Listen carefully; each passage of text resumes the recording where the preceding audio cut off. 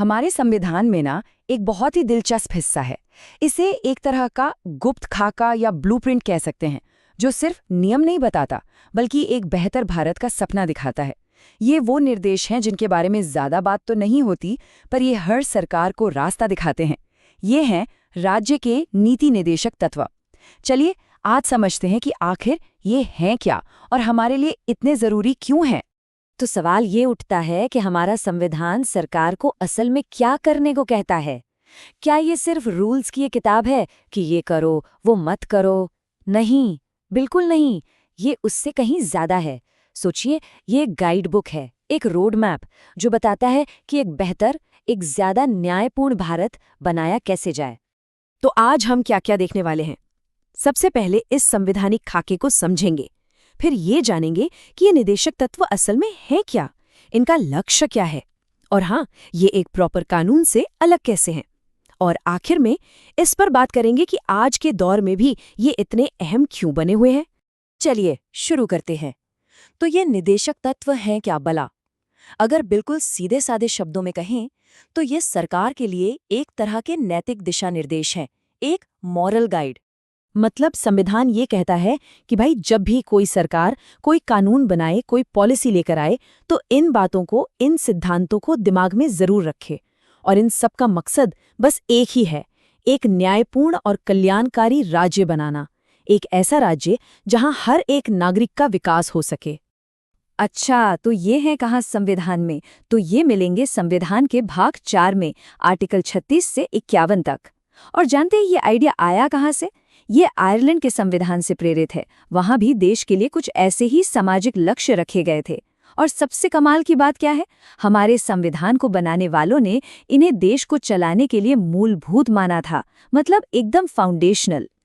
तो इन सारे दिशा निर्देशों का जो अल्टीमेट गोल है वो क्या है? वो है एक वेलफेयर स्टेट, यानी कल्याणकारी राज्य की स्थापना। अब इसका मतलब क्या हुआ? इसका मतलब है एक ऐसा देश बनाना जिसका काम सिर्फ लॉ एंड ऑर्डर मेंटेन करना ना हो, नहीं, बल्कि जो अपने हर नागरिक के सामाजिक और आर्थिक विकास की जिम्मेदारी भी उठाए। तो ये कल्याणकारी राज्य दिखता कैसा होगा? देखिए, इन सिद्धांतों का जो मेन मकसद है ना, वो सिर्फ पॉलिटिकल डेमोक्रेसी तक सीमित नहीं है। मतलब सिर्फ वोट देने का अधिकार दे देना ही काफी नहीं है। इनका असली लक्ष्य है सामाजिक और आर्थिक लोकतंत्रों को पाना, एक ऐसा समाज बनाना जहां हर किसी को बराबरी और न्याय का असल हक मिले, सिर्फ कागज पर नहीं, हकीकत में। चलिए कुछ एग्जाम्पल्स देखते हैं तो ये और क्लियर हो जाएगा। जैसे कि आर्टिकल 46 को ही ले लीजिए। ये कहता है कि राज्य की जिम्मेदारी है कि वो समाज के जो कमजोर वर्ग हैं, खासकर एससीज और एसटीज, उनके शैक्षिक और आर्थिक हितों को बढ़ावा दे। अब सोचिए, ये सामाजिक न्याय की दिशा में कितना बड़ा और जरूरी कदम है। ये सिर्फ कागज पर नहीं, बल्कि असलियत में बराबरी लाने की बात करता है। फिर आता है आर्टिकल 47। ये क्या कहता है? ये सरकार को निर्देश देता है कि वो लोगों की सेहत का ध्यान रखे, उनके पोषण का, उनके रहन सहन के स्तर को सुधारे। मतलब एक हेल्दी और मजबूत राष्ट्र बनाना ये सरकार का एक बुनियादी फर्ज है, कोई ऑप्शन नहीं। और एक और बहुत जरूरी एग्जाम्पल है, आर्टिकल 39A। ये पक्का करता है कि न्याय हर किसी तक पहुंचे। इसके मुताबिक राज्य को ये व्यवस्था करनी होगी कि गरीबों को मुफ्त में कानूनी मदद मिले। क्यों? ताकि कोई भी इंसान सिर्फ इसीलिए न्याय से वंचित न रह जाए क्योंकि उसके पास पैसे नहीं हैं। अच्छा, अब आते हैं इसके सबसे जरूरी और सबसे ज्यादा कंफ्यूजिंग पहलू पर। ये सिद्धांत जो हैं, ये प्रॉपर कानून नहीं है, ये निर्देश हैं, गाइडलाइंस हैं। तो अब इसका मतलब क्या हुआ? और यहीं पर ना एक बहुत ही दिलचस्प बात सामने आती है। देखिए, आप इन सिद्धांतों को लागू करवाने के लिए कोर्ट नहीं जा सकते। मतलब अगर सरकार इन्हें फॉलो नहीं करती तो कोई उस पर केस नहीं कर सकता।